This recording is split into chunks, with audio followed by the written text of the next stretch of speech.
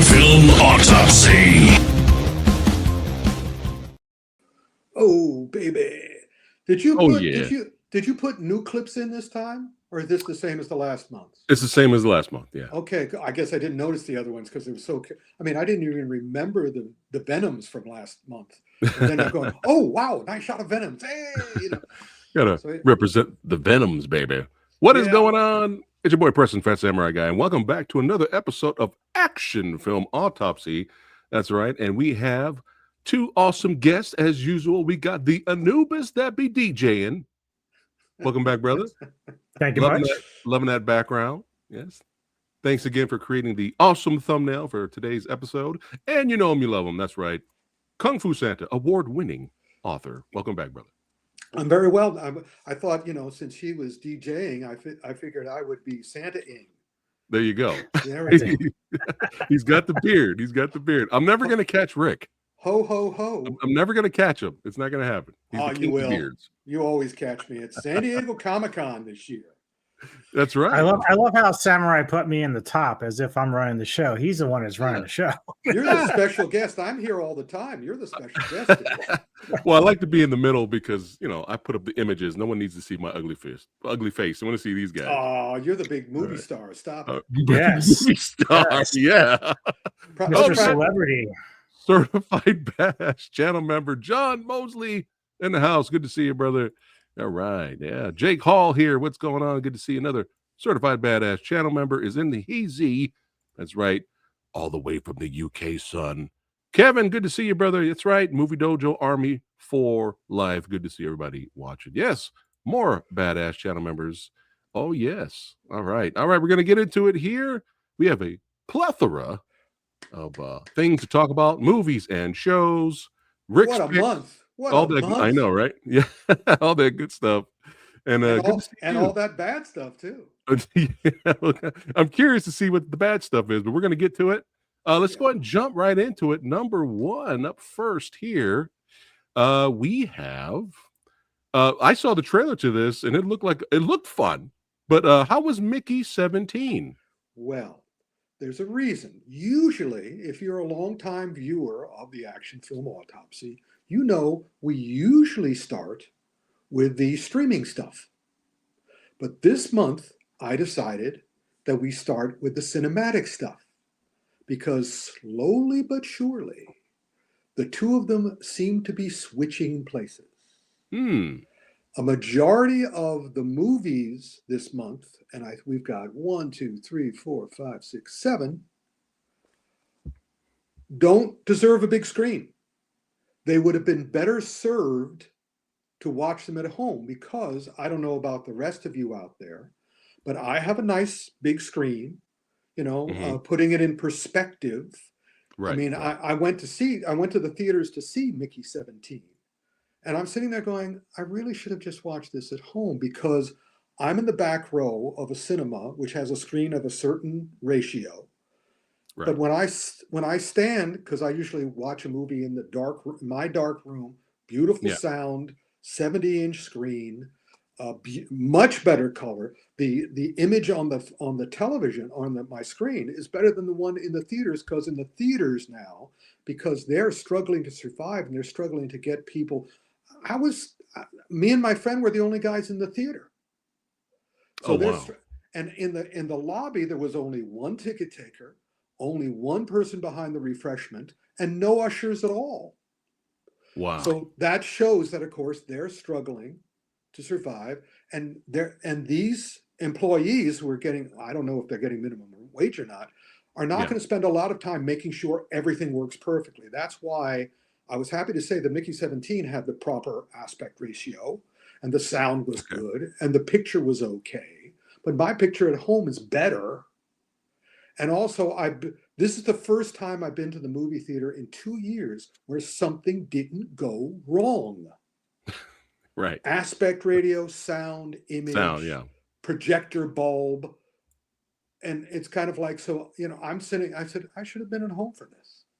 Because, there you go. There you go, Damo. Absolutely right. By the way, Damo, did you get that from my books? But that's okay. The name, Damo. because that's in my You're the Ninja Master and War of the Ninja Master books. My leading character is called Damo, which is Japanese for nobody, because he's a ninja. Right. But anyway, enough about that. So Mickey 17, I was in the movie theaters, and I'm enjoying I know the original because I'm a science fiction writer as well. Member of this in good standing of the Science Fiction Writers of America. So I knew the original book.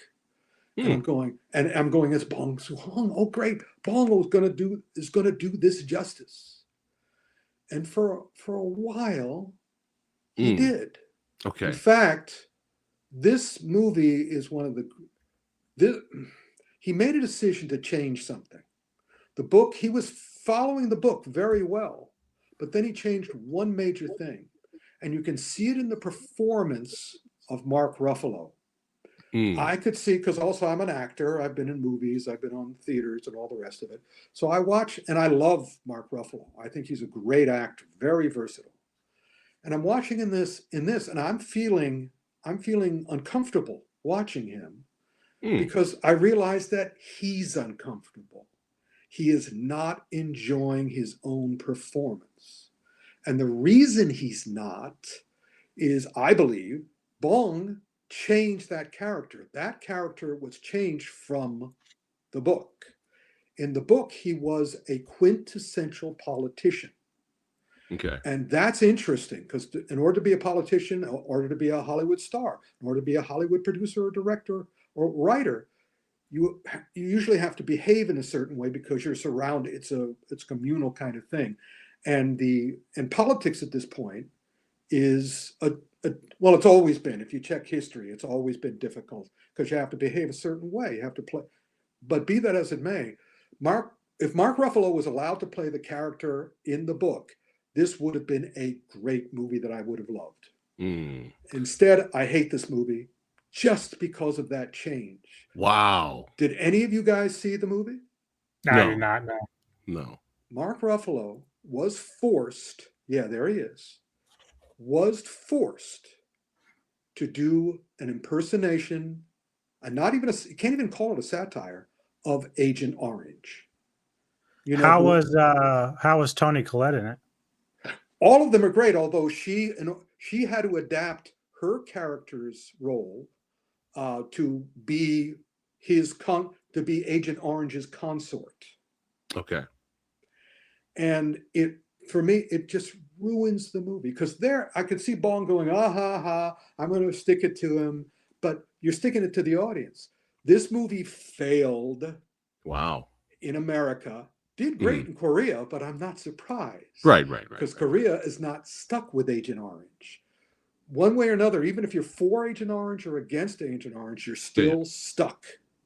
Right. And this could have been a great movie. It was a great movie, except every time he comes on screen, it kind of like it took you out of it, huh? It breaks everything. And also not just the fact that he's doing it, but the fact that he's clearly not enjoying doing it. And I haven't done the research behind the scenes, but I bet he was royally pissed behind the scenes. He looks constipated. Yeah. Well, that's one of the reasons I chose, either you or I chose that picture, because that encapsulated the signal, because he's usually doesn't look like that. But the moment he stops, if you go see the movie, watch Ruffalo, because while he's talking, while he's acting, he's doing his job. But the moment he stops talking, dead face. He looks like that dude, Levito, the comic in that picture. Do you know who I'm talking about? Danny DeVito. Lovitz. John Lovitz. John Lovitz? John Lovitz, yeah. A little bit. He gained weight for the role. Yeah, that's why it looks like he did. Yeah. But again, it was very, very disappointing. It was a great movie, except for that which really poisoned the whole thing.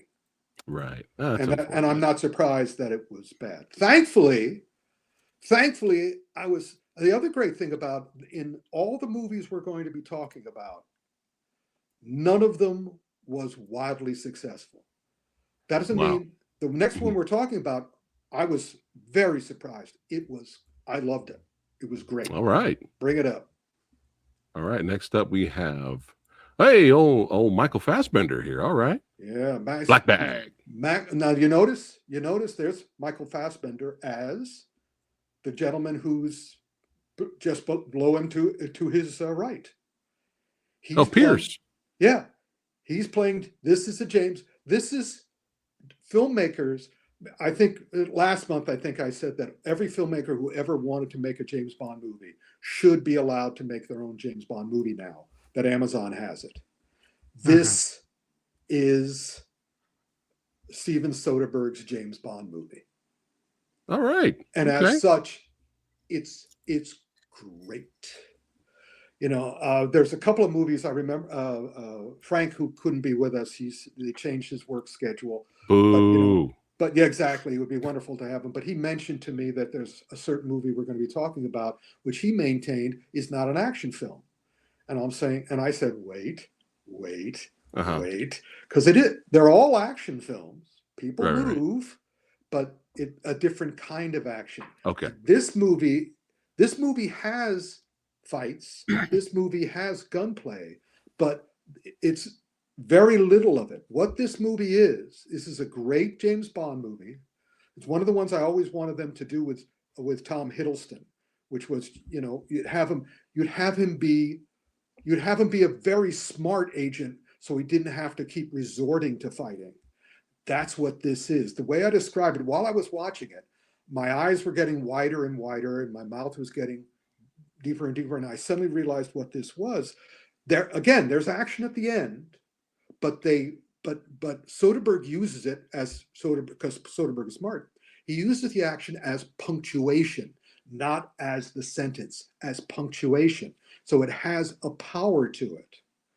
But what's great about this movie, it's also written by David Koepp, however you pronounce that guy's names, Koepp, who's a very, very respected. I've always respected him because he wrote the actual last Indiana Jones movie, which George Lucas wouldn't let them make. But everybody else except Lucas thought it was the absolute perfect last Indiana Jones movie. But no, he wanted Crystal Skull and all this other stuff. But be that as it may, so this is David Koepp. So I was expecting him, since he was working with Soderbergh, to do a top-notch job, and he did, because what this movie is, and when you see it, and I suggest you see it, and again, you don't have to go to the movie theaters for it. This would be perfect at home, in your room, with the big screen, with the lights out. Watch the movie. And that's something else I like doing when I'm at home. I'll just go right up to the screen. I'll go back and I'll go up, but I'll be able to move my position so I can see everything. But be that as it may, in this movie, the brains are the guns. And the quips are the bullets. Brains are the guns, quips are the bullets. Because we have a bunch of really terrific actors. It's so nice to see Pierce being given a part he can get into. But, look at Cate Blanchett, look at Fassbender. These guys were made to have their brains be their guns and their mouths, shoot bullets. And they do.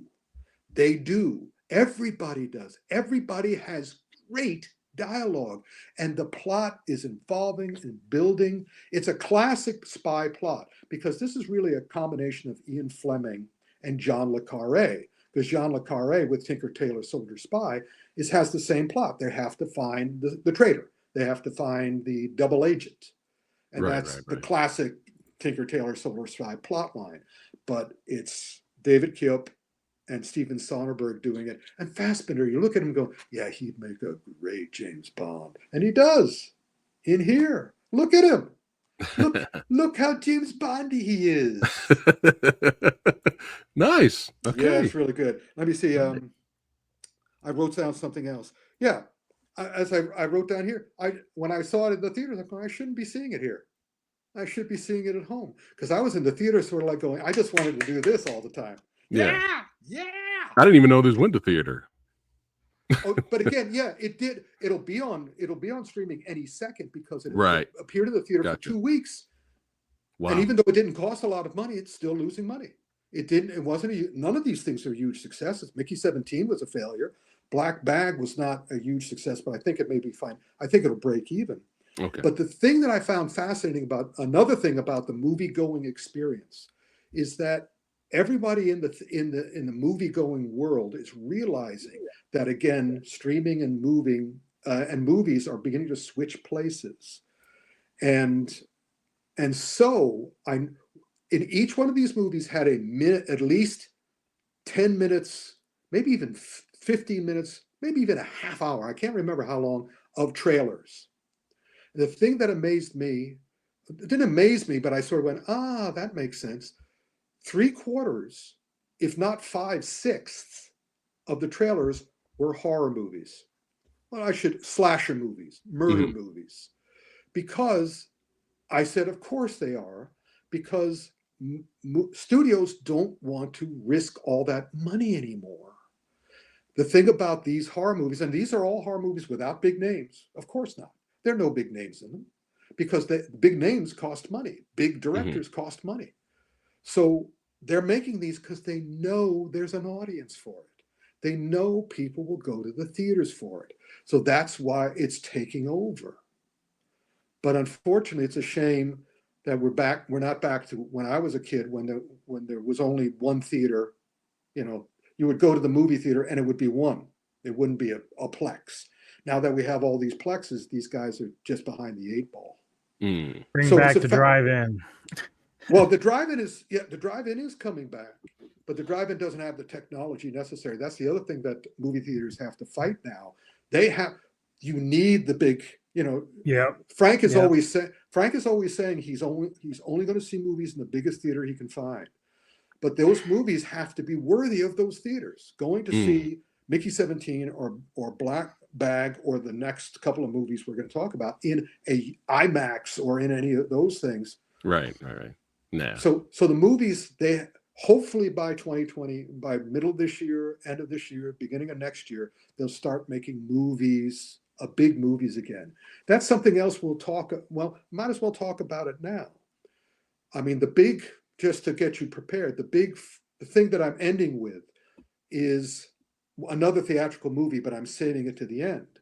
And that's because it's one of the most incredible disasters and stupid things of all time.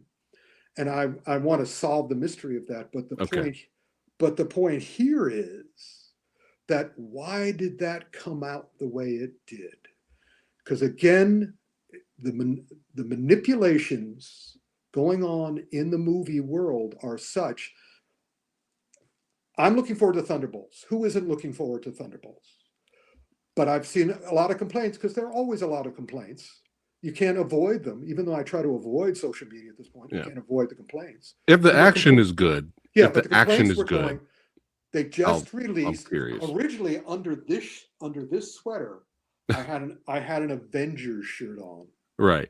And I was going to pull it up at the right. Oh yeah, I have the Mickey one for that last thing we're going to be talking about. Right. But be that as it may, but complaints were going, why did they give away in this Avengers special event they released? Why did they give away the ending of Thunderbolts in that? I'm really mad at Marvel for doing that. How could they do that?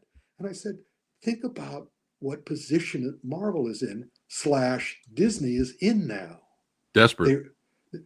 They're not desperate, but okay.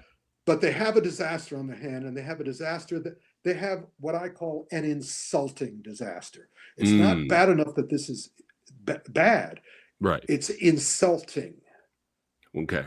Yeah, I agree with you, Andre. We got a super chat here. Thanks, Bo, for the super chat. He says actors are getting paid by the streaming as well, so they get the same. So they get a package deal, right? To get the package deal, right? If I was in the position that Bob Iger is in now over at Disney, I would have done the same thing. I'm willing to not ruin. I don't care about the ending. The movie has to be good. If the ending is, but I don't mind getting a hint as to what happens, because a lot of people are going, all the Thunderbolt, another rumor, all the Thunderbolts are going to die at the end of the movie. But then with this trailer, they make it fairly clear that they're not. No, you ruined it. And it's like, no, they didn't ruin it. What they're doing is letting you know there is more to come. They needed to get you excited about something again and not Right. concentrate on the insulting disaster. Right. So I think I know which which we all insulting don't disaster we? we're gonna get to it in a second here. We're No, about a this second. looked We got a lot more to go. yeah. Now the trailer for this looked hilarious. Novocaine. How was it? Interesting. Well, I understand why it didn't do well. This went to theater too? Yeah, Yeah. it was at the theater too. Oh Yeah. wow. Everything we're talking about up Is in until cinemas. Gotcha. the Looney Tunes is in cinemas. And so as such, again, I'm watching it and I'm going, this would be so much better at home. This would be successful at home. And I don't know, I keep on losing track of which ones were originally set for streaming. I know that the Looney Tunes movie was set for streaming and they decided to move it into theaters for whatever reason. I don't know if this one, Novocaine, was set for streaming first, but it would have made sense because I would have really enjoyed it a lot more if it hadn't been in the movie theater. But in the movie theater, I think you, Fat, and you, DJ, will enjoy it. Yeah, Jake, okay. I agree with you. But remember, we're dealing with me here. old me. And, and I'm going, yeah, this is cool. Get off my lawn. No, not get off my lawn. Stay on my lawn, but get on. And again, who are you, Fat? Who am I? You are a badass, right? Yes, badass. I like the badass stuff. Jake, are you badass? I think you're badass too, right? Yeah. Jake, and how about you, DJ? You're pretty much badass too, right? You know who I am. You're badass. I am not badass. No, you're badass. And I'm smart ass. Well, you're definitely wise ass, but so I'm, and I'm the guy who was at Disney lecturing on the art of screen action and trying to convince them to change the way they do action because it's all becoming so repetitive.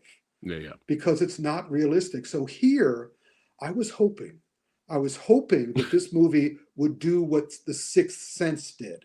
Because when I'm watching The Sixth Sense, I'm going, oh, are they going to do the big twist? Are they going to do the big twist? Are they going to? And they did. And I'm like going, yay, they did the big twist. And in other words, it engaged me intellectually, not just visually.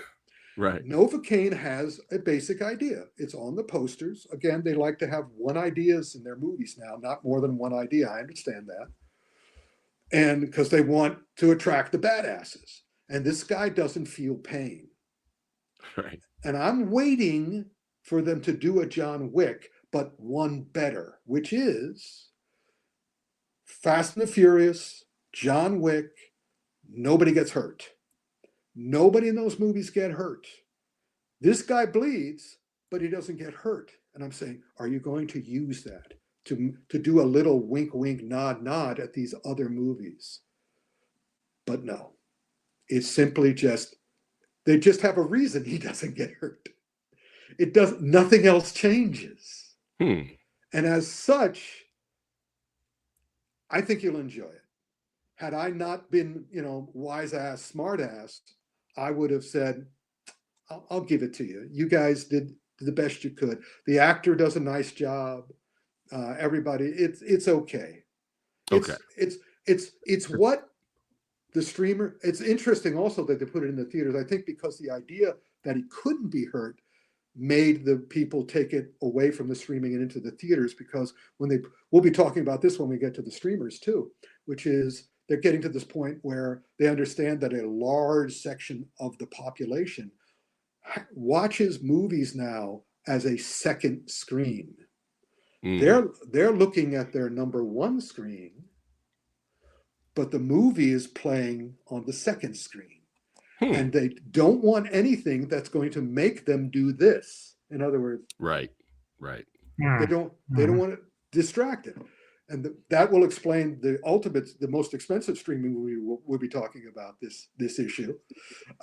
So Novocaine, I think they put that in because he couldn't be hurt, because he thought it might upset people at home or like confuse people at home, because they're easily confused apparently. Yeah. But I think you'll enjoy it. The Kerry Gregg was the stunt coordinator. Radislav Parvanov was the fight choreographer.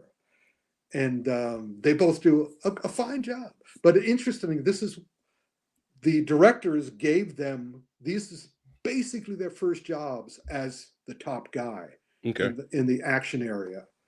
So they did the best they could, and it's entertaining. Copy And that. also, the only problem with Novocaine is a little long.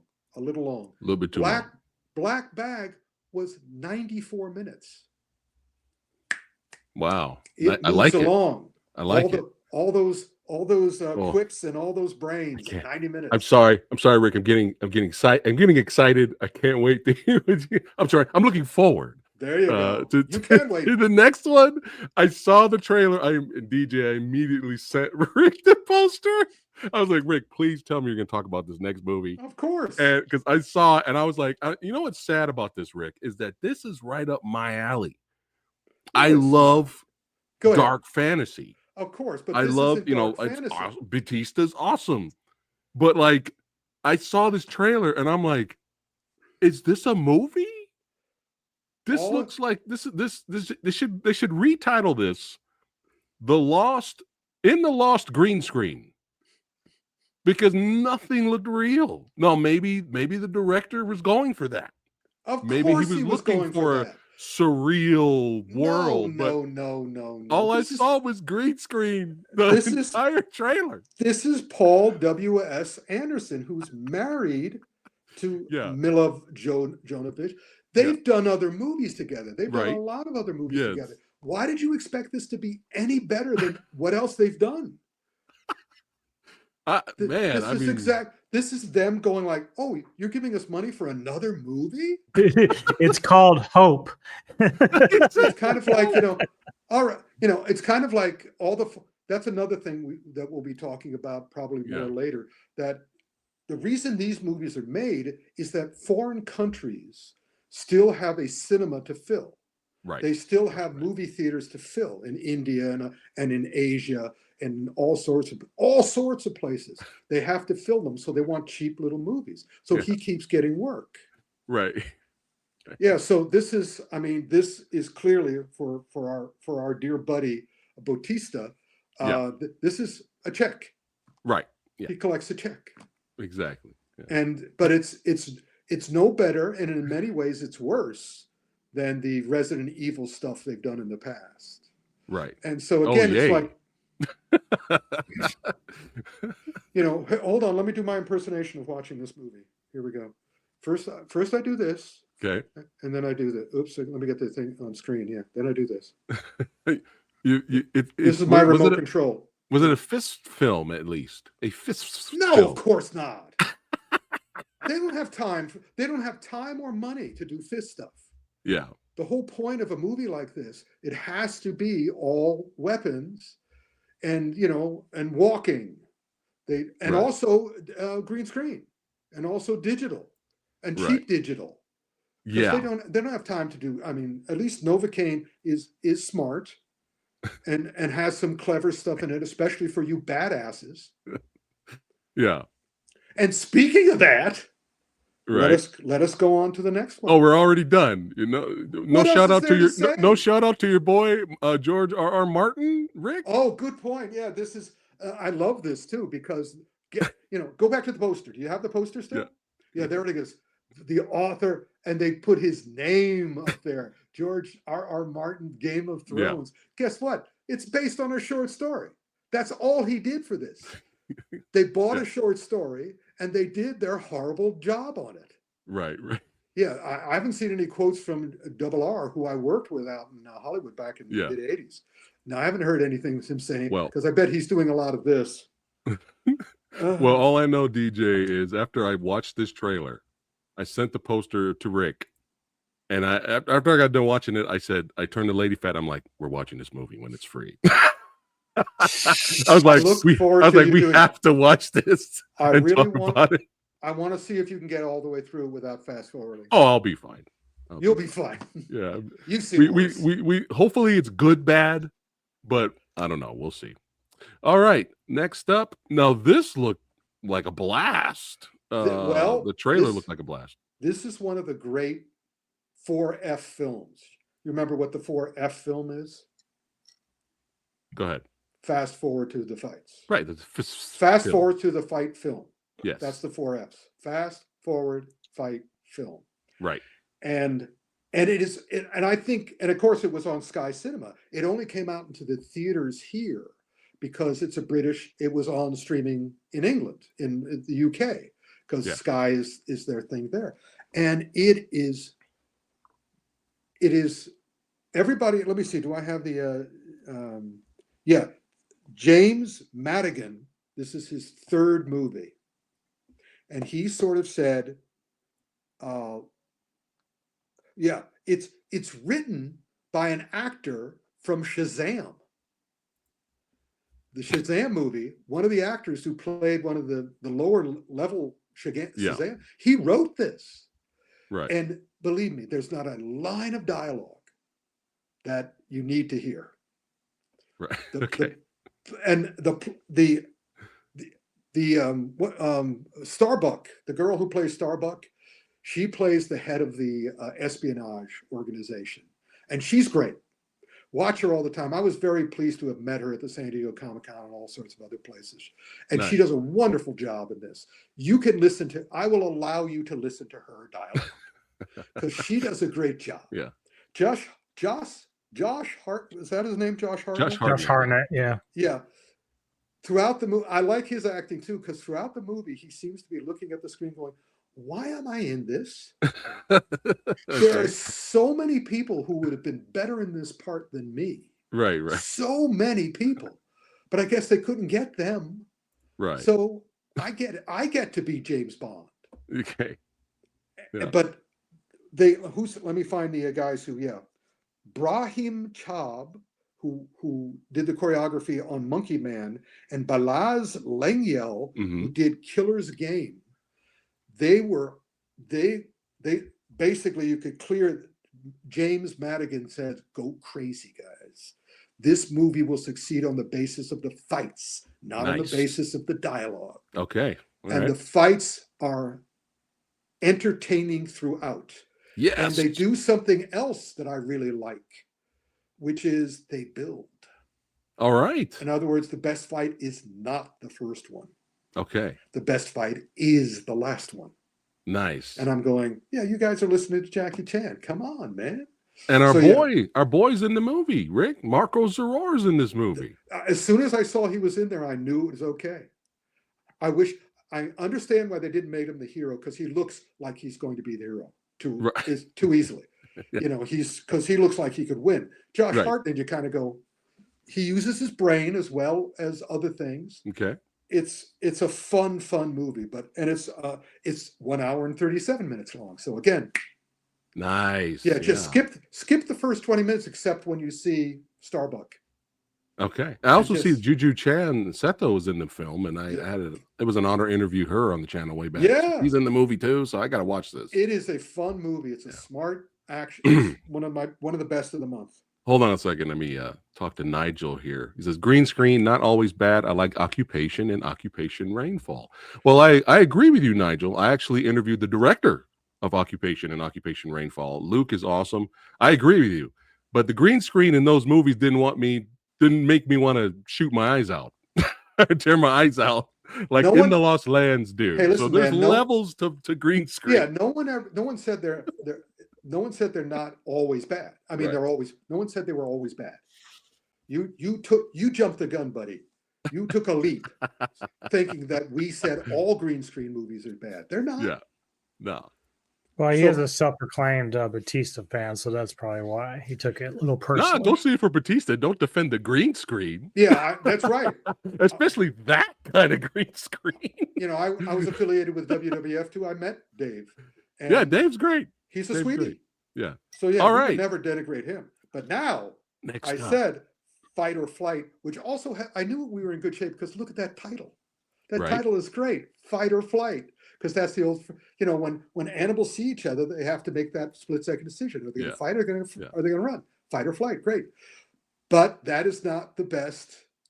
It's not my favorite action. It's close. Okay. Because the next one is my favorite. Okay.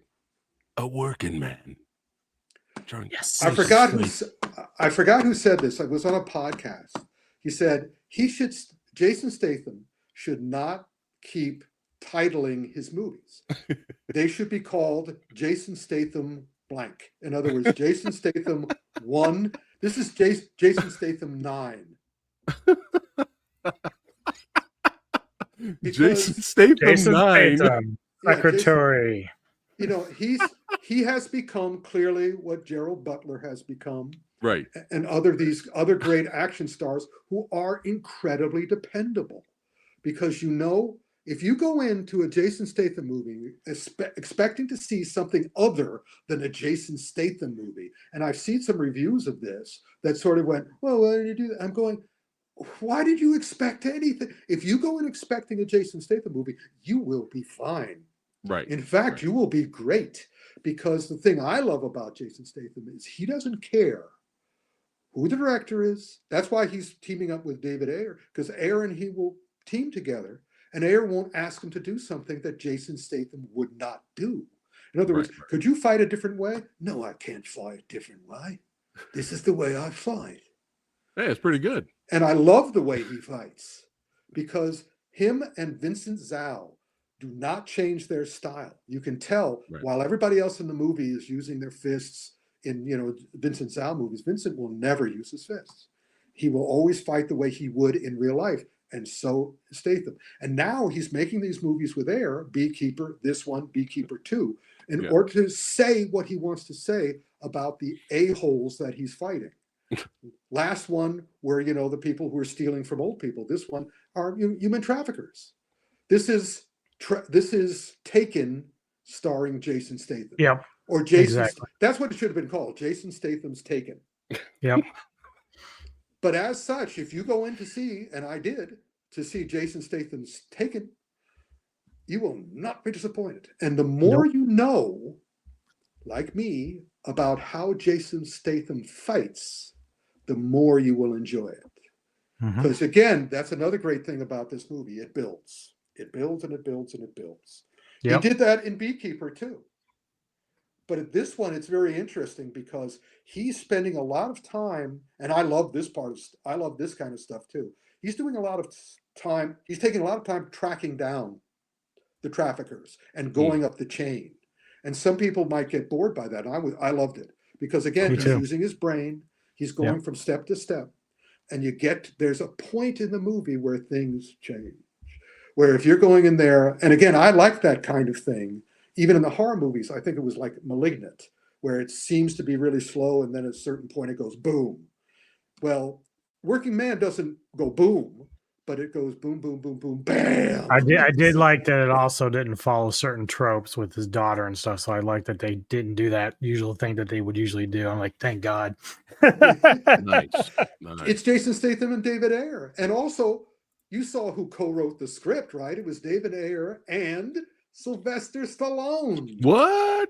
Sylvester Stallone originally bought the rights for the series of books, because this is based on a book, and he was going to do a mini-series.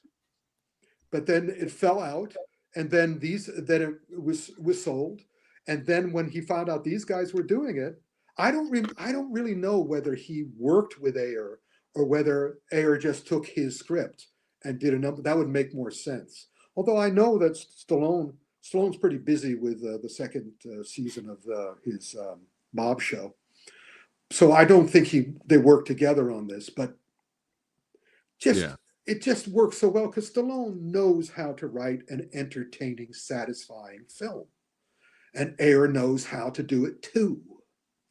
And now because the budget is so much less, that the studios are letting him do it. They're not making him ruin, like they ruined his Suicide Squad. They cut the shit out of his Suicide Squad. But now he's able to get final cut. So always a pleasure. Now, some people messaged me if I seen it yet, and I said no. But there were not a lot of people, but there were a few people I know messaged me, and they said they were disappointed with A Working Man because they liked the Beekeeper more. So this was my question, Anubis. I was getting ready to ask you this. So he liked it more, and Kevin says he felt that it was more grounded than Beekeeper. Yeah, So again, what were these people expecting? In other words, I am grateful for having it. I'm not going to go, oh, Beekeeper was better. It Right. wasn't. I got news for Well, you. I'm It fine wasn't with that. much It's just better. that it's different. It's different. they are Yeah, different. right? This one, as Santa said, like this is a bit more of a slow burn. It kind of builds a little Yeah. bit more than Beekeeper. I'm fine with Beekeeper that. kind of gets Yeah. right into it a little earlier than Right, this one. right. And I will also let you know that back in the 70s, before I got into what sent me to work in comic books and then magazines and nonfiction, film books, and then my action books, novels, is that I originally teamed up with with an investigative reporter from the Village Voice when the Village Voice really was something, and he brought me as his apprentice to do all these investigations into the most horrible places. And one of those places was, at that time, it was called white slavery. So as I've told people, I may know more about white slavery than any white boy who's not actually involved in white slavery, or as it's called now, human trafficking. So I know about the subject, and they were good in this movie. Taken was a little, this movie is a little, but basically the world of human trafficking runs the gamut from, the slum to the mansion. So as you can tell, if you do research on certain things that happen in the world. Right. So again, He's the housekeeper. the housekeeper. Do you know who I am? I'm the plumber. And that would be great too. And we would watch it. Yeah, because he would take all the plumbing devices as his weapons rather than all the construction worker weapons. So yeah, he's using the construction worker weapons in this movie, and I'll see everything he does. Yeah, because he's a good guy. But let me All see. right. Guillermo, based on Stallone's story, Guillermo Crispo, who did The Acolyte. You can tell this is interesting. I'm the valet driver. Here we go.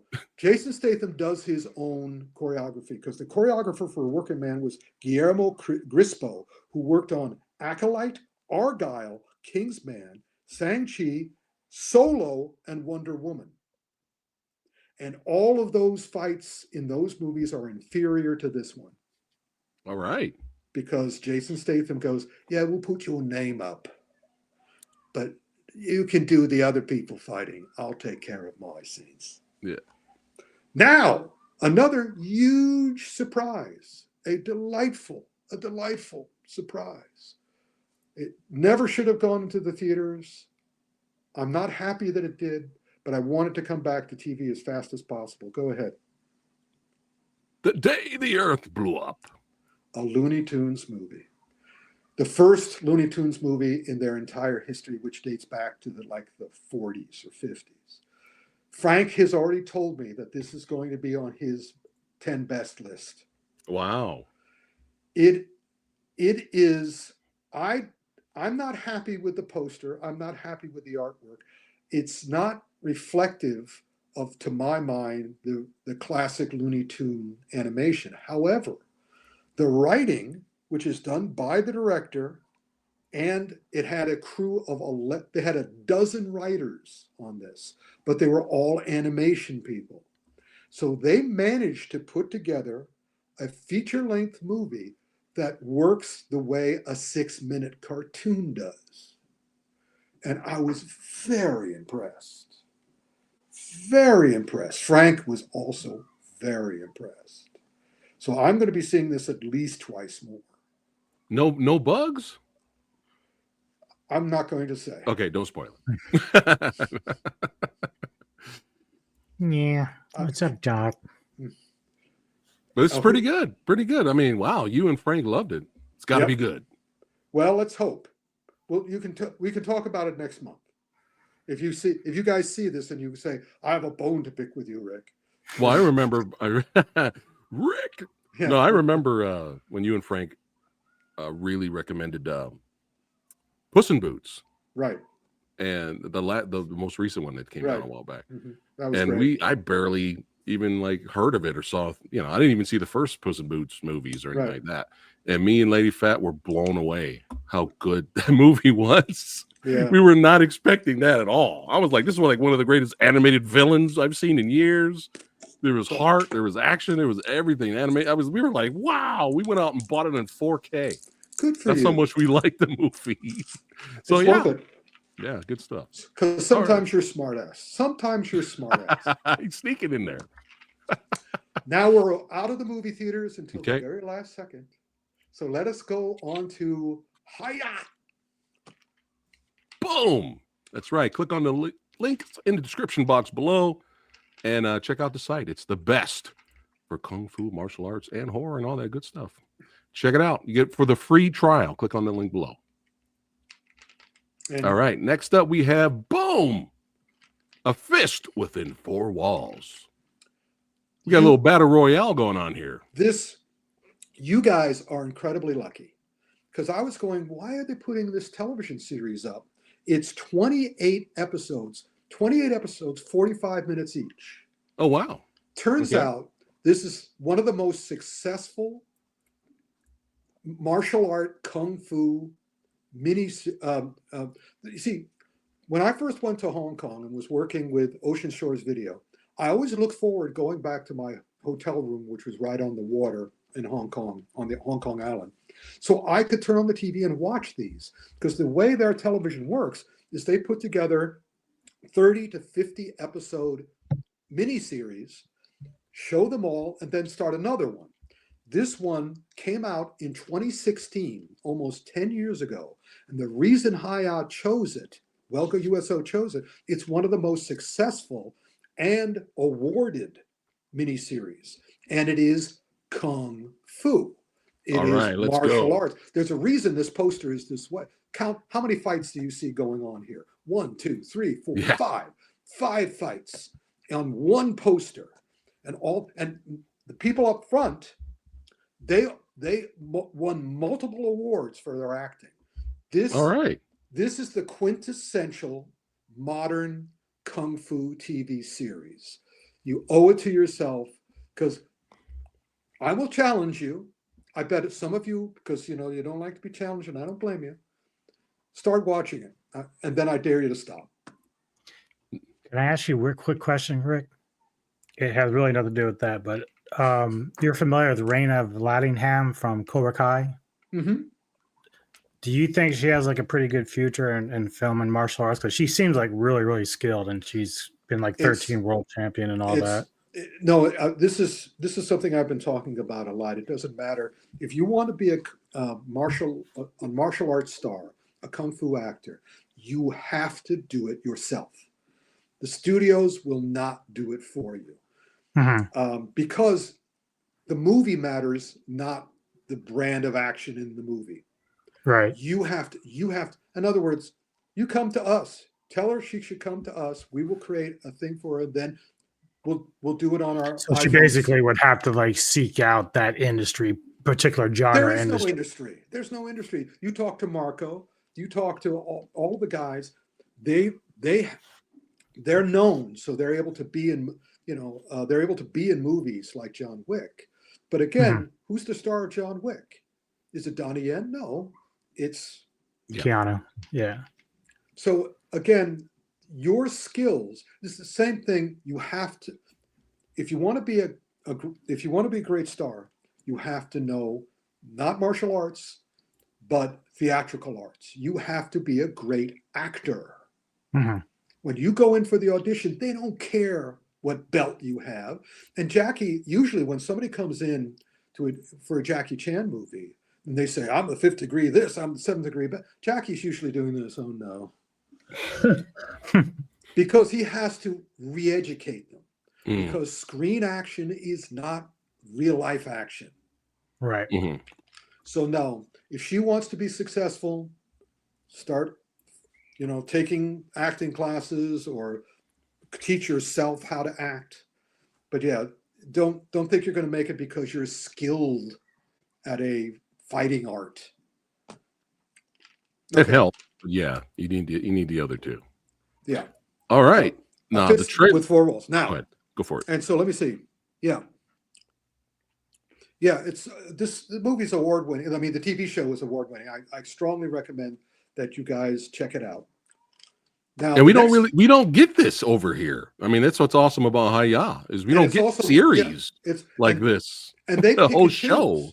You know, in China, these things are coming out every day, sometimes multiple times a day. But Hi-Yah is able to pick and choose.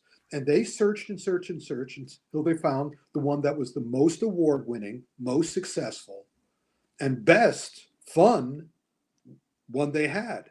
And also, as you can see from that poster, lots and lots of action. So yeah, it's great. And again, 28 45-minute episodes. It's pretty meaty. You'll be good for a while. And every episode, they're not going to do an episode where there's no fighting. Every episode has it. Nice. So, yeah. Well, speaking of fighting, I saw the trailer for this. Yes. And I was like, this looks dope. Rick, was it dope? It was dope. But I'm not sure how you define dope. In other words, it is a wushu, kung fu. What other one am I missing? Am I missing anything? It's mostly wuxia. Okay. It's it's a classic Chinese Jin Yong convoluted wuxia story. But just like all the movies in China now, beautifully done. Costumes are glorious. Sets are glorious. Huge cast. And also really, and for your filmmaker friends who want to know how to make a good action movie, this is a great movie to watch to see how they do the fight scenes, to see where they put the camera at what time to communicate what they need. Because you compare this to Novocaine or even Fight or Flight, although Fight or Flight is closer. But something like Novocaine, you compare them. And the Westerns will put the camera in a different place and hold it for a certain length of time. They're trying to communicate something completely different than what these movies are trying to communicate. So well worthwhile, very handsome. Not my favorite. I mean, I still would rather go back and watch, Hunt the Wicked and Killer Beak, the Blind Man movies. What is it called again? I'm blanking. Yeah, the Blind Swordsman. Not Blind Swordsman. The one with Zhao Mu. The ones. Blind Swordsman. Eye for an Eye. Eye for an Eye. There we go. Yeah. Eye for an Eye too. I'd rather watch those again, but this still is worthwhile. It's a meaty watch one time. We're having fun with OGP in the chat. Shout out to OGP. He's like, I hated a working man. We're having fun with him. I was like, you also hated the raid. Did he? I don't know if somebody like definitely pissed in his Wheaties. I don't know what's going on there, but I love you, brother. I love you, brother. But it was like, I was like, oh, you're breaking my heart. Sometimes he sends me these messages. He was like, yeah, the raid was boring, too much fighting. I was like, oh God. It's all right. It's all right. He's very easy. He's coming around. He's watching more Hong Kong movie stuff. It doesn't matter if he wants to be right. It's fine. It's so fine. let me practice. Once. Okay. He's catching up. He's catching up on stuff. You can always tell when I, okay. I'm not going to agree or disagree. I'm just going to go, okay. Or I'm going to say. I had to poke back at him a little bit there. I'm going to say Oppo, which is one person's opinion. There you go. He's entitled to it, but I had to poke him back a little bit. Now, all right. Because we just finished with that, I didn't realize that I have these out of order. So let's do Kung Fu Rookie next. Okay. The trailer, this looked like a lot of fun. It was like a Jackie Chan homage movie. That's exactly what it is. Look at the tagline for all the Jackie Chan wannabes out there. And it's like, or actually all the Jackie Chan wannabes out there. Yeah, this is very, my buddy Ara Paella brought me over to Scotland twice to be in two movies, one for Iran and one for him. And he did the same thing that these guys are doing, except he was more, Ara was more a follower of Sammo rather than Jackie. So he would recreate Sammo fight scenes in his films. Just look him up, Ara Paella. And then if you see the suppressor, you'll see me. You'll see me on the front cover. Oh and yeah. Also, and also, I gotta find your clip again. It's hilarious. I'll put it in StreamYard next time. I can play it whenever I want. Really, everybody out there in action film autopsy land, do you think would you cast me as a villain? Yes. He keeps casting me as a villain, and I should have I should have played it as myself as a villain, which is like, hey man, how you doing? What? Oh yeah, we're gonna kill you. No problem. Anyway, Kung Fu Rookie is a homage, and do you know where the film was made? Kazakhstan. Where? Kazakhstan. Oh, all right. Made wow. in Kazakhstan. Really? Huh. Nice. Yeah, the star there is Timur Batibayev. It is a clear copy. In fact, they recreate several Jackie Chan fight scenes. They do it on a low budget, the same as Ara. Yeah, look at all those names. Yeah, and again, they're trying to recreate it. And they during the end credits, guess what they have? Bloopers. Outtakes. Yeah. Nice. So it's on Prime Video now. You can watch it. Oh, all right. Fun. It's fun. Yeah.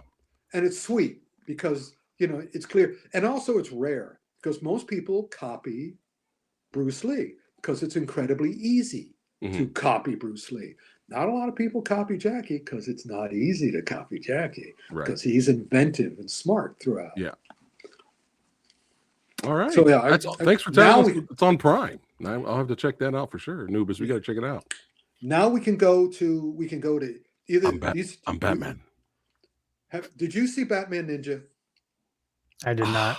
I don't remember it. I remember the animation was really good. It was really good.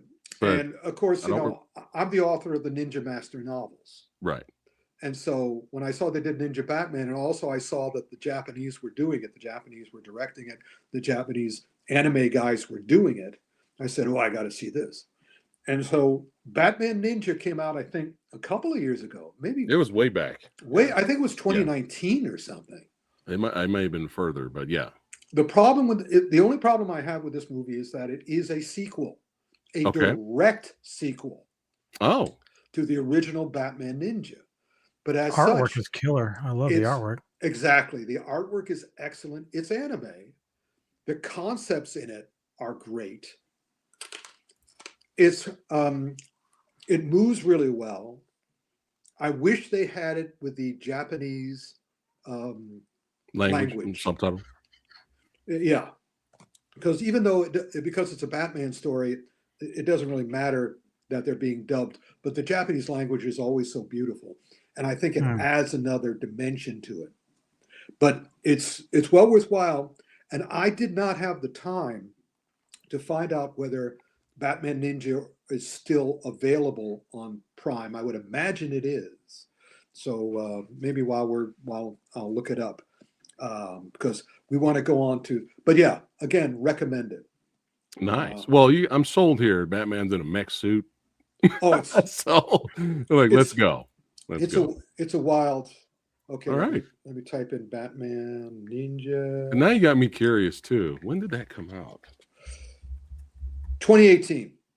Oh, okay. So that long ago. Man, let me see if they say feels older for some reason. They're saying it's on YouTube. They're saying the first one's on YouTube. Okay. But it costs money on YouTube. There's at this point there's no place it's free. Amazon Prime still wants you to rent it from $3.99. Well, anyway, we'll check it out. We saw it originally, but in lieu of that, it's still free on Amazon Prime. That is, if you have Amazon Prime. Okay. So there you go. But now, the biggie. The biggie went for an Amazon Prime this month. Yeah. Show it. Yeah. Yeah, baby. Look at that pectoral. He's got a new vein. He's got an extra new vein in his tricep in the back. That's right. Look at that. Look at those veins. So good. Well, they had the last episode of this season last night. And I was still a little wise ass smart ass. Okay. But by the end of it, I could not deny it. Yeah. You know, Good again, stuff. they were setting up this confrontation between him and the guy who's bigger than him. It's nuts For how the huge whole that guy thing. is. Yeah. Yeah, For yeah, the yeah. whole thing. And so when the time came, they did not disappoint. No. But I'm being Mr. Snot Boy. Uh-huh. I'm in my room, Yeah, yeah. lights out, right in front of the thing, sort of going, come on, be smart, be smart, be Yeah, yeah. smart. And I'm going, and my other, yeah, really, there you go. Yeah. The other me turned on me. My schizophrenic self turned on me and said, shut up. That was me. That was me. You coming into the Yes. house on my shoulders and Yes. shh, just enjoy it. And sure enough, it built, yeah, of course. And then today I read an interview with the guy who played the adversary. And he said, yeah, there are moments in this fight which are ridiculous, but you Right. accept it because it's these two guys. It's one of the best hoss fights we had. Yeah, Just because big meaty men slapping meat. And of course, yeah, and at the same time, there are moments, but for the most part, when he finally does it, he does use his brain and he does use his military training. He was trained as a military man. Yeah. So I don't want to ruin, if anybody hasn't Right. seen it, and I don't think it can be ruined. It's the whole series. Some people felt other episodes were slow. I didn't care. I mean, I watch every episode of Reacher the way I watch every episode of White Lotus. I'm just like, I'm mesmerized. I do not want to miss a nanosecond. Yeah. And as soon as they started, Rick, yeah, I was like, please let them throw each other through walls. Please. And I got what I wanted. Yeah. Close enough. I'm because when push came to shove, every single time it looked like Reacher was done for. Yeah. He did do something smart. Mm-hmm. Yeah. And I went, okay. Yeah. Are you okay, Rick? Shut up, Rick. Just watch it and enjoy it. And the whole show was terrific, I thought. And what's great is that it's based on a novel. They're very reputable to the novel. And so the structure of the stuff, it is something that many things aren't now, which are satisfying. Mm-hmm. The whole thing is satisfying. Yes. And when it ends, it's like, yeah, I saw something great. I'm already psyched for season 4. Of course. And I'm psyched. I'm psyched for Beekeeper 2. And are you psyched for Beekeeper 2, Rick? Of course I am. Are you? Because you know who's directing it. Who? It's Timo is directing it, not David Ayer. But then again, I know how you feel about The Night Comes for Us. So I don't know if you're excited. I love The Night Comes for Us. What are you talking about? I love The Night Comes. You didn't like? I thought you didn't like it. No, I love that. I didn't like everything that followed it. Oh, okay. Sure? Yeah. Okay. You go back and you check. This is a quote from me.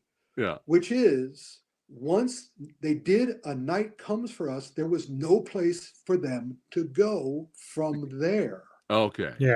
Because it was so good. They hit of course. How dare you, sir? I don't know, man. They hit the pinnacle right away. I challenge you to a duel. Chat, you're going to have to go back. I challenge you to a duel. Samurai's going to go back and find that clip. I love that. I didn't love everything afterwards because there was no place for them to go. The fact that Timo's doing it, awesome. Yeah, Timo. I'm stunned. Jason Statham is going to be nuts. Oh, it's going to be. Let's hope it is. But be that as it may. But I'm waiting for a report. I'm waiting for a report from the set with Jason Statham going, I'm not going to do that. That's not what I do. Anyway. All right. Here we go to Netflix. Okay. Netflix time. Netflix. Did you put up the first? OGP enjoyed Reacher. I'm just putting him on there. Yeah, absolutely right, man. Absolutely right. His anger for the working man has gone. He's good now. If I had control, I'd ban him right now. Are you guys done? Yes, we're done. Yeah, Go we're for it. Can we go on Netflix. to Netflix? Sorry. Netflix. Netflix it's the quintessential Netflix this month. But then again, I realize now that they've gotten to a place in their ascension to the throne that they're going to be quintessential every single month. And so now I don't listen to anybody about Netflix because Netflix is not one thing. They are at least 4 things a month, if not a week, if not a day. So here's the 4 that we have from Netflix this month. First, we have a French film Okay. called Squad 36.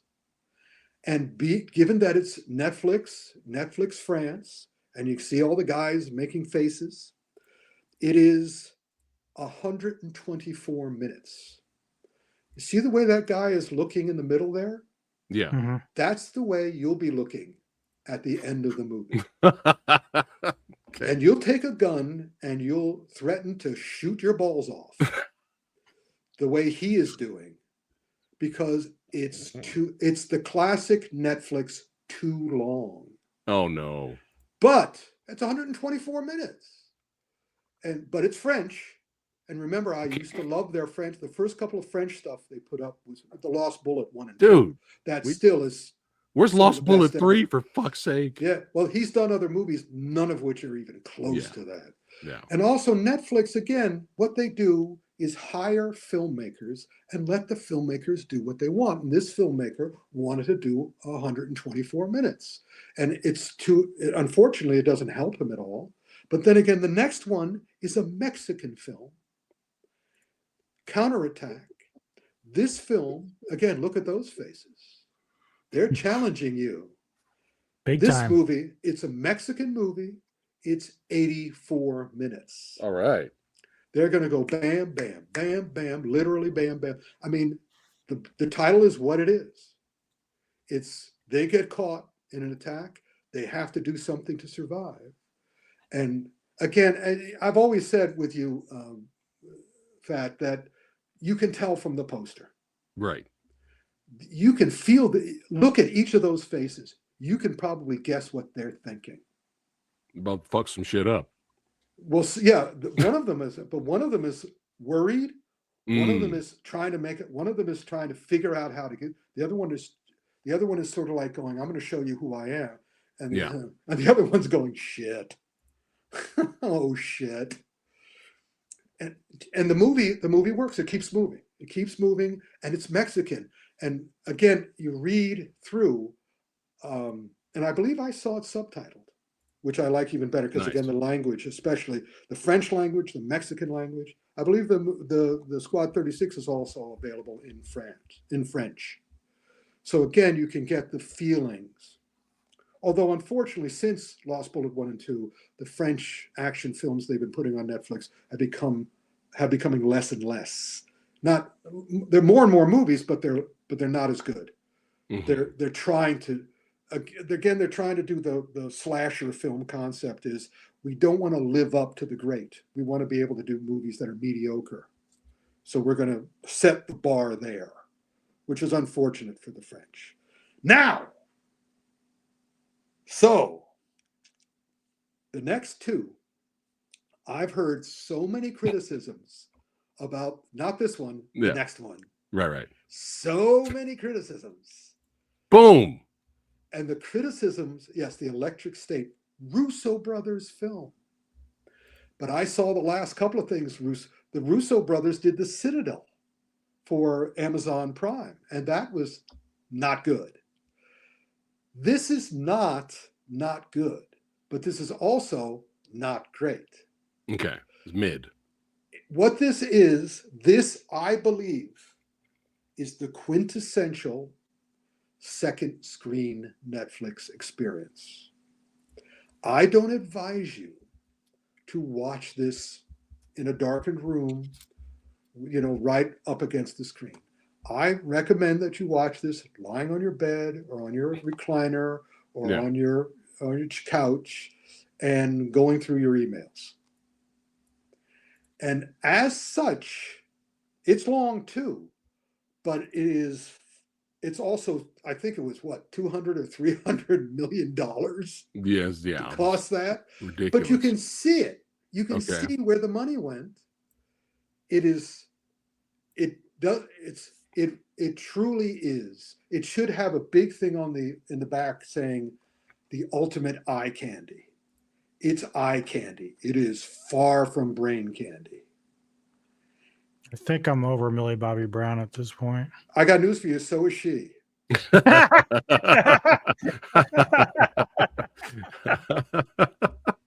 She's having a rough time. But Yeah. anyway, that's Electrics, and the action is done by Mark R. Missione, who also did the action in Captain America: Brave New World. So that's the kind of action you're going to get. It's by the Russo brothers.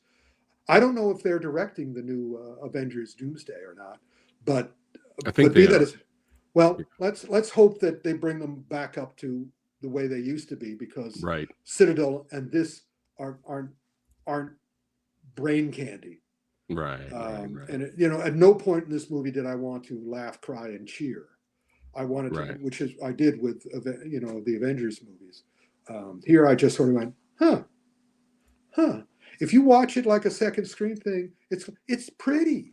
It's pretty. Jingle the keys. Jingle the keys. Yeah, it's all cartoons. It's all these robots and shit. So and Chris Pratt, you don't expect Chris Pratt to be doing Jason Statham stuff. So if you can just literally or figuratively leave your brain by the door, you'll be fine. You engage your brain at all, you will not have a good time. However, now all these people who are talking about the Electric State, this is Netflix, this is quintessential Netflix. No, it's not. Okay. What Netflix is the Electric State, and put the poster up, The Residents. For as dumb as the Electric State was, right? If you cannot make this. You cannot. I defy you to make this a second screen experience. This, to my mind, is one of the great first screen experiences I've had on Netflix. This is a love letter to classic detective stories. This is Sherlock Holmes. This is Ellery Queen. This is Nero Wolfe. They name check Benoit Blanc at the beginning in the first episode. And by the way, how many episodes is this thing? I'm trying to remember how many episodes. It's like 8 hour, at least the last episode, which I think is either the 8th or the 9th episode, is 90 minutes long. It's a movie unto itself. Yeah. And it's I mean, I'm a mystery writer of America. I've written one of my favorite novels is a Playfair murder mystery set in the world of Dungeons and Dragons called Murder in Haurua. I highly recommend you pick it up. It's based on the style of the Ellery Queen novels. And every single episode is named for a different classic mystery book. And so it's like, you love mysteries. Come on, baby. All right. There's nothing in this series that is not important. Important, as Bruce Lee would say. If you want to follow it, you have to follow it. Put your phone down. Yeah, I said, I was sort of like going, there's no way I'm going to get through all of this. But I was riveted from moment one. I'm just, me, I watched the first episode and the last episode if it doesn't engage me. This was totally engaging. And the actor in this, who I would think was from, her in the middle, she was one of the stars of Orange is the New Black. And she looked familiar, yeah. She is, and also you look at all the faces behind her. The cast is great.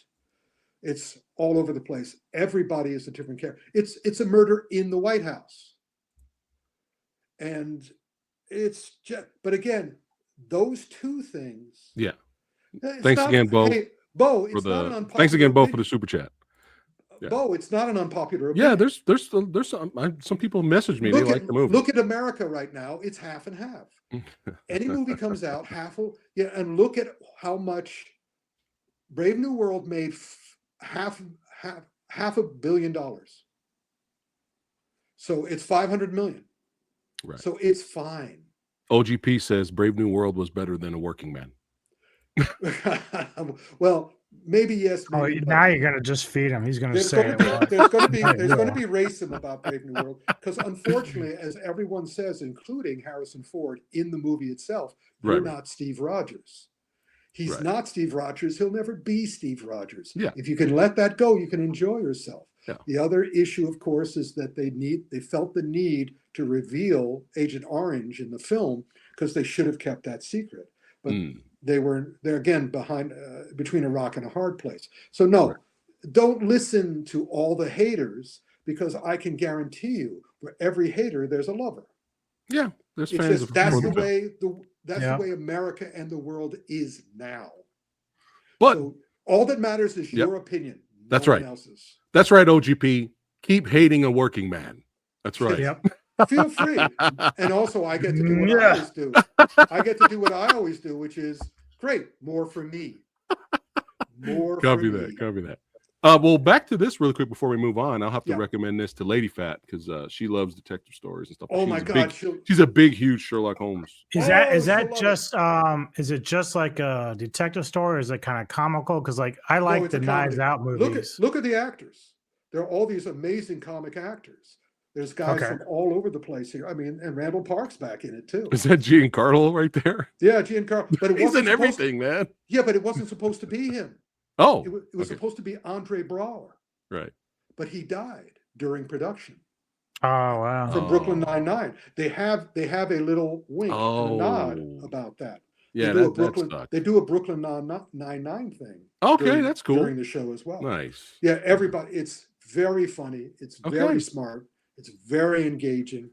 And I tell you, the denouement, there's a moment I cannot forget. I won't reveal it to anybody, but once Lady Fat sees it, see if she comes up with the same one. There's something in the last episode that I'll never forget. I'm revving up. I'm And it was revving up for the next one. Thinking about it now, I sort of like go, oh, that is so I'm great. revving up for the next one. Go ahead, baby. Rick, Yep. I know Yes. that you hated the Daredevil Netflix show. I didn't hate it. You were not a fan. I didn't like it. So I am assuming Good assumption. you probably still hate this. I don't hate it. Okay. I'm not But a let's hater. get to the Daredevil Born Again, Born Again. Disney Plus show. Go ahead and talk about what you liked and what you didn't like about it. Here's the deal. It's basically the same situation as the original thing, the original show. Okay. And that's because a lot of the original people are back on it. I admire it. I appreciate it. I did not, and I do not enjoy it. OGP's he's having a heart attack. But yeah, go ahead. He's struggling today. See, Okay. I grew up with Daredevil. Right. I bought the first issue of Daredevil when it came out. I had the entire run until my mom threw them away when I went to college. So I loved Daredevil, and I saw his several iterations, but I liked his second iteration. Okay. The Daredevil they're showing is the later Daredevil. I liked it when Daredevil was not tortured. Watching him being tortured, and they're really laying that on, I have to go, that's not my Daredevil. Right. My Daredevil was joyous. My Daredevil was a blind man who could see.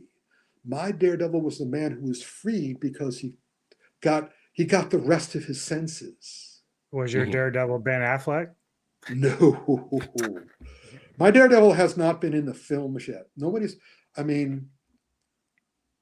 You go back and look at the first 100 issues of Daredevil and watch how my Daredevil was a very fit, very smart, very happy Zatoichi.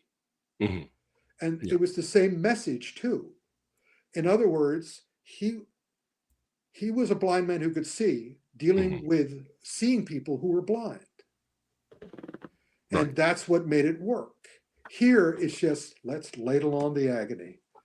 The endless amounts of agony. So again, I admire the way they do their agony very well. Right. Right. But this is a nasty. I'd rather escape to Shondaland and the residents Mhm. than wallow in the misery of Daredevil, especially since I'm looking at him going, you're not the guy I remember. Why don't you go back? I mean, I do love the parts that I love. Like I love him when he's in the bank and he's being smart, That was a great using his episode. skills. Yeah. I mean, that's when they do that kind of stuff. But when he starts sobbing and crying and misery and everything sucks and I hate myself, it's like, I don't need that now. Thank you. Okay. I'll still watch it. Right. And admire it, but no, thank you. All right. Now I have to give my thoughts. So I loved it. and well, you should. It's a good show. What's really sad though is that the first 2 episodes, just to show the state of Disney Plus and how they burned everyone. They burned Star Wars fans. They burned Marvel. They burned everyone. We're getting into that next. Here's a good example of why everything's burned. Audiences are burned. The first 2 episodes of Daredevil, when they dropped, those 2 episodes of Daredevil got less views than the first episode of Agatha. It's over. It's over. That's so sad. Now here's the thing. Here's the thing. The show so far is a lot of character development, a lot of story, very little on the action. Mm-hmm. And I could see that being boring to some people. I was not bored. But you got to remember, when the Netflix series dropped, the whole show was available. So you can have these character development episodes because people just went right straight to the next episode. When you start dropping each episode and there's just character development, next episode, character development, very little action, I could see why people are bored. That's why I'm so happy that last week or this week they dropped 2 episodes at the same time. Right. So I was like, thank God to get the audience back. I love the dynamic between Matt Murdock and Kingpin. I love how the show parallels their struggle and how I don't want to spoil anything, but Matt's dealing with not being Daredevil anymore. Kingpin's dealing with this new role as the mayor. And he's not breaking necks easily and whenever he wants to. I love the tension between them, and I love the last episode where it climaxes with both characters at the same time. I was cheering, man. I'm loving the show so far. But there was parts of the show where I was like, "What the fuck are we doing?" There was one episode where we just took way too much time on concentrating on this one guy in jail, not the court sequence, not with White Tiger, but there's this other random character, and we're spending way too much time. I'm like, what are we doing? Now you're losing me, but thank God Frank Castle showed up at the end. And anytime Frank Castle and Charlie Cox are in a scene together, just give them the Oscars. Just give them the Oscars. Give them the Oscars. Emmys. Let's do Emmys. I'm just saying. Yeah. They're just so good together. And the first episode, I couldn't believe it. My jaw dropped. And the fight between him and Bullseye was amazing. It's one of the best fights. And Anubis, you're going to love this. This is the first time that I know of in the MCU that I know this character is in the comics, but this is the first time in the MCU where we get introduced to a serial killer villain. I think that is fucking dope. This is like horror movie level villain here. And I was just like, dude, this is new. So I'm loving the show. Hopefully they stick the landing. And, before we go into season 2, I know, Rick, before this show came out, the original writers, before they got fired because it was so putrid, I think they filmed like 5 or 6 episodes that were so bad. Mm-hmm. They ended up firing the writers. And there's interviews you can find now with Vincent D'Onofrio and Charlie Cox going, what when they were on set filming those 5 to 6 episodes, they were like, what is this? Well, so maybe, hopefully, Rick will get his Daredevil in the future. But right now, I'm enjoying the show. Well, yes. Last night's episodes were very helpful. This week's episodes were very helpful. But this is why I saved Snow White for last. Oh, here we go, baby. I think that everyone's here for Snow White more than anything else on this. Well, that's OGP's favorite movie of the year. Well, OGP likes Snow White more than The Working Man. But here's the deal. This whole thing, speaking of mysteries. Okay. This whole thing. What happened, Rick? What happened, not just Snow White, But what happened to Disney? As you said, they've been burning everybody. Yeah. And if you know how things are produced in Hollywood, it explains certain. This movie was greenlit not by Bob Iger, but by Bob Chapek, the saboteur, the double agent, the one who took over Disney with the apparent desire to sabotage Disney. And he could hardly have done a better job.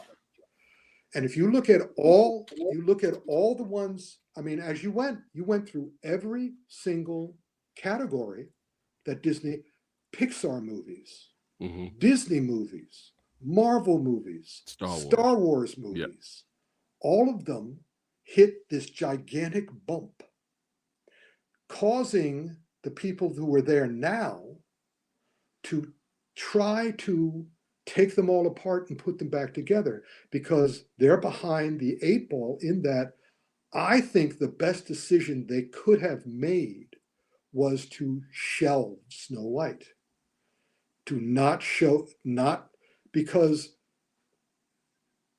Snow White is the crown jewel of Chapek's tenure. This movie was not just bad, not just stupid, not just condescending. This was insulting to everyone who's ever loved Disney. This Snow White, as you may know, Snow White and the Seven Dwarfs, was the first full-length animated movie that Walt Disney received an Oscar and 7 little Oscars for back in 1937. Snow White and the Seven Dwarfs was the first movie I ever saw at the age of 4. Oh, wow. On its 20th anniversary reissue. Okay. My then parents, whoever they were at that time, brought me to see that.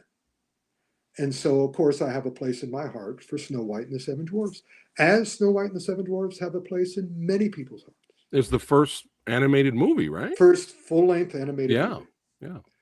So, and again, winner of 8 different Oscars at the same time. So here's this movie, and it is literally insulting. It's literally saying, all you fans of Disney, we are going to fuck you over so bad. You see, the complaints I've heard is that, of course, it's going to fail because it's a woke movie. It's not a matter of it being a woke movie. It's a matter of being a stupid woke movie. It's a matter of it being a terrible movie. And it being, in quotes, woke is only part of the sabotage involved here. Right. And then all the decisions that were made to try to, in quotes, save it were equally stupid. It's, originally it was going to be Snow White and the 7 Thieves. But then, they said that was stupid. So they said, we're not going to get rid of the thieves. We're going to bring in the dwarves. And how are they going to bring in the dwarves? What would you do if you had to bring in the dwarves? There's really only one thing you can do for it's a live action. If you're going to animate it, okay, that's one thing. But if you're going to do a live action, do it fucking live action. Yes. What is this? Uncanny Valley territory we got going frighteningly on. Uncanny Valley, stupid Uncanny Valley, awful Uncanny Valley. This is more insulting. This is more insulting to dwarves than anything could have been, because they're so bland, they're so unnecessary. Look again, the posters. You know what I'm talking about? Is there any personality in any of those faces? Is there any life in any of those faces? We can see into your soul. These are plastic dolls. And again, the movie is a mess. I was thinking about it today of how I would have done it if I was in charge of doing the script. I could have made it smart woke, and nobody would have said it was woke at that point, because you wouldn't notice that it was woke. It just, the whole idea of of the magic mirror, who's the fairest of them all. Yeah. Why Peter Dinklage? Well, when this image went out, everybody thought these were the dwarves. Right. And people were clowning on it. But Disney didn't deny that they weren't. Disney didn't come out and say, no, they're not the dwarves, they're bandits. They didn't deny it. So that's a theory. Again, that's because this went out, people freaked out, and then they brought in the CGI. That's just a theory. But when this came out, I mean, when it was announced, both are equally bad. Yeah. Hey, Rick, did you like the Beauty and the Beast live action? It was okay. I mean, I'm trying to remember there was one live action one that I liked, but I can't remember what it is now. Yeah. But even so, there's Lady Fat hated it. But which one? she's in the minority. I thought Beauty and the Beast was good. It had its little bit of woke, as you mentioned, but it wasn't like drowning it out. So like I thought that was actually pretty good for what they were doing. But that was like 2017. But really, to go back to when this came, when the movie was announced, Rick, Peter Dinklage said, I know this part. Haven't we got past this? But it wasn't but again, I didn't understand his comment because it wasn't his fault at all. There was another quote. It didn't help, but yeah. No, it didn't hurt because he was right. He was right. He was basically, his whole attitude was, don't put in thieves, put in dwarves. Have dwarf actors. There was one dwarf actor. Well, no, he was saying that haven't we gotten past little people playing these kind of characters? That's why he got flack for what he said. Yeah, but you can't do that because if you were to do a remake of Time Bandits, you're not going to use full-grown people for that. Well, no, they did. They did do that. Taika Waititi did a new Time Bandits, and they used. Did he really? Yeah, but those weren't supposed to be little people. But the point here is that Peter Dinklage could have been misquoted, and of course, as usual, it's possible. There's all sorts of rage that goes on. But there was another quote that they don't go back to because they can't make it controversial from a dwarf actor who said, "I was born to be in this." Right. Yeah. So the point is, Peter Dinklage saying that, and I'm sure misinterpreted because he's done a lot of different things, which is 7 parts for 7 real dwarves. Yeah. Of course you should do that. Yeah. Who cares what he says? Right. Do the right thing. Yeah. And then, of course, the big thing about, who is the fairest of them all? What constitutes fair? I heard about this. It's so bad. It's awful. It's so bad. She's the fairest of them all. She should be fairest because she's a great person, not because she's pretty. And the way they could have used the evil witch at that point to point up another thing, what I would have done at the end is that, because in the movie, in addition, there's so much wrong with this movie, it boggles the mind. The old crone, the evil witch, comes up with the poison apple, and Snow White eats it. She eats it, and I'm going, please do what I think you're doing. But I knew that was going to happen because the rest of the movie is so stupid. There's no way they were suddenly going to get smart. Right. Which is that the evil witch, the witch goes back and she's queen, and everything's great. And guess what? Snow White faked it. Oh, Jesus. My God. She pretended she bit the apple. Of course. And then keeled over. But then I would have loved it because the prince was, again, it should have been a prince. Again, having one of the thieves do it. 4 of the thieves didn't even talk during the movie. They're not even named. Such a mess. We have a little person in as one of the bad, not as one of the dwarves. But it's awful. But anyway, when the prince comes over to kiss her, when he gets close, her eyes open. Of course. And I personally would have gone like this. I personally would have gone, not without permission. That would have been funny in a way. Yeah, that would have been kind of funny. And then she would have gone, let's go. And that's when they would go in and they would attack. They would invade the castle, and then Snow White and the what's her name? The evil queen would fight. Would have an awesome fight. Opinion of Gal. Yeah, she's getting crucified in this film. Deservedly. But having seen her work in other movies, Right. I think she did it on purpose. Really? I honestly think she said, I'm going to let the audience know what I think of this movie. And I'm going to say every line in the most awful way I can. Well, here's the thing. I don't know why everyone's just now noticing that she's not like this amazing Oscar caliber actress. She's very one-dimensional. I've always known this. Like, and the thing is like, I enjoy her in the first Wonder Woman movie. I really liked Wonder Woman movie. Exactly. I liked her. But the thing is they were smart. They didn't give her a lot of dialogue. She played a fish out of water character. And they gave everyone else an accent similar to hers. So that she will not feel, I'm telling the truth, Rick. Come on. No, you're telling me the way you feel. But my attitude is I've seen all her movies. Okay. She's not a terrible actress. She's not great, but she's not terrible.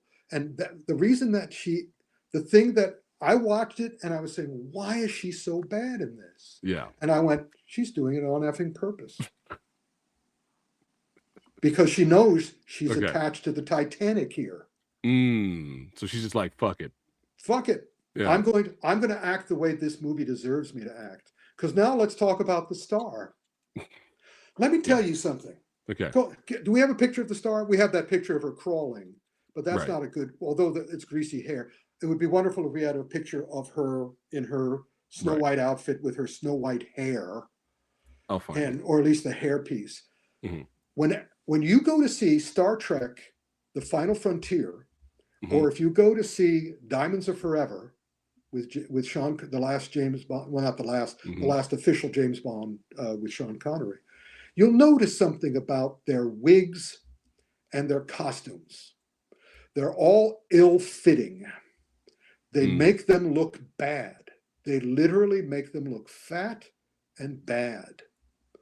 And my experience, having been on movie sets and having reported on movie sets and having talked, and also championing all these wonderful makeup and costume people. I was the one who, was getting Rick Baker and Dick Smith, articles in Starlog magazine and in my books and shit. And so I knew, there we go.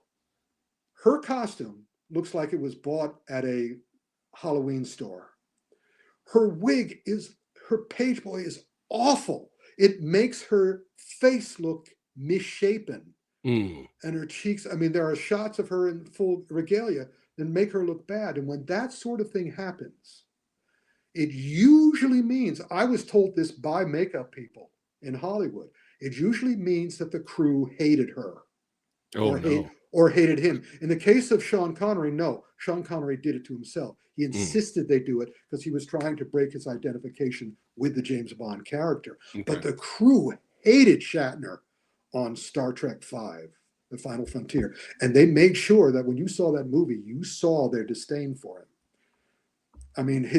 Just look at the jackets. If the jackets are too short, and sort of stop in the middle of his ass, and if they always give him bulky turtlenecks that are half-sized turtlenecks so to push up his chins. Right. This movie was just like everybody basically, the way I felt about this movie is everybody was held hostage by it. And they're just going, we got to get out. And again, they never should have released it. There had to be a financial reason that they had to release this, because this hurts them more than helps them. Do you think they would have this one went straight to Disney Plus only? That would be great, but there had to be something in the contracts that kept them from doing that, because this really hurts them.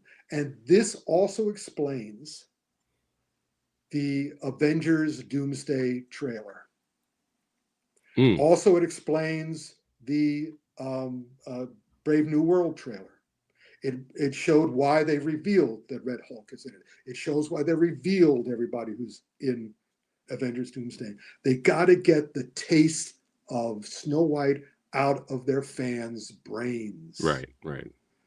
And so we'll see. Kind of reminds me a little bit of the Aquaman 2 thing, where they were just rushing to get it out and just get it out of the way.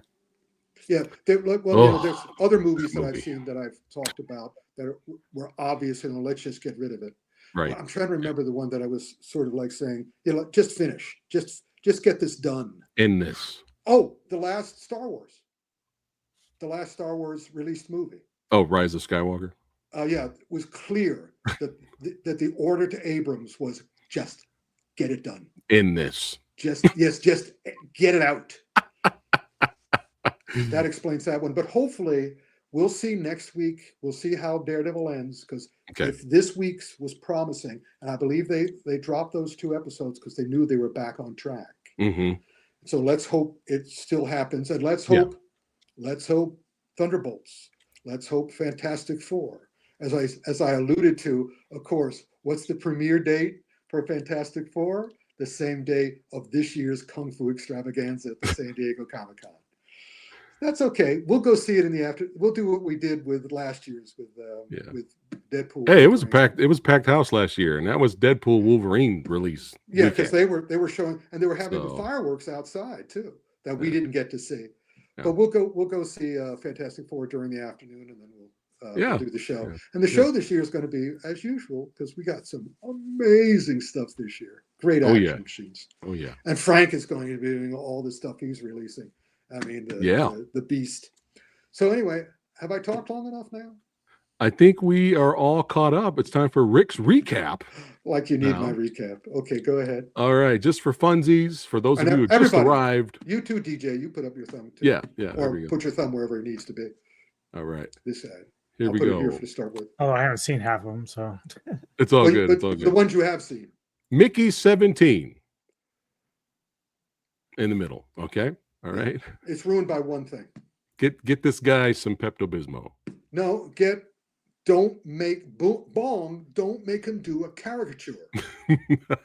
Next up, play the part. Black bag. Bam, bam, bam, bam, bam, bam. All right.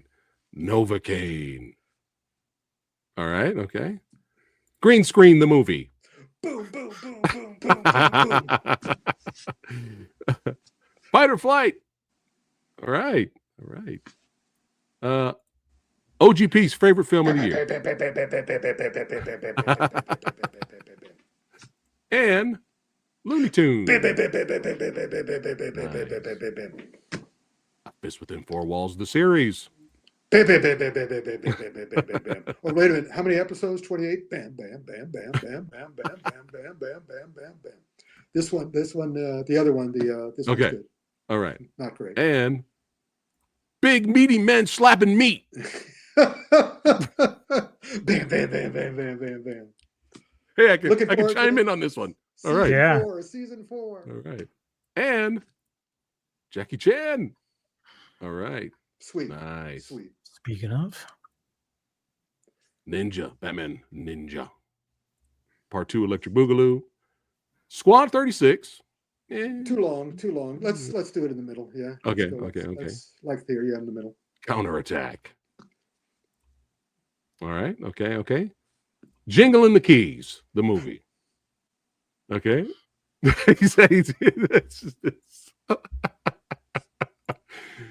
All right. The Residents. All right. Oh, there are 8 of them. 1, 2, 3, 4, 5, 6, 7, 8, 9. All right. Daredevil, Born Again. Me angry. All right, and everyone's favorite movie of the year, Snow White. That's great. That's awesome.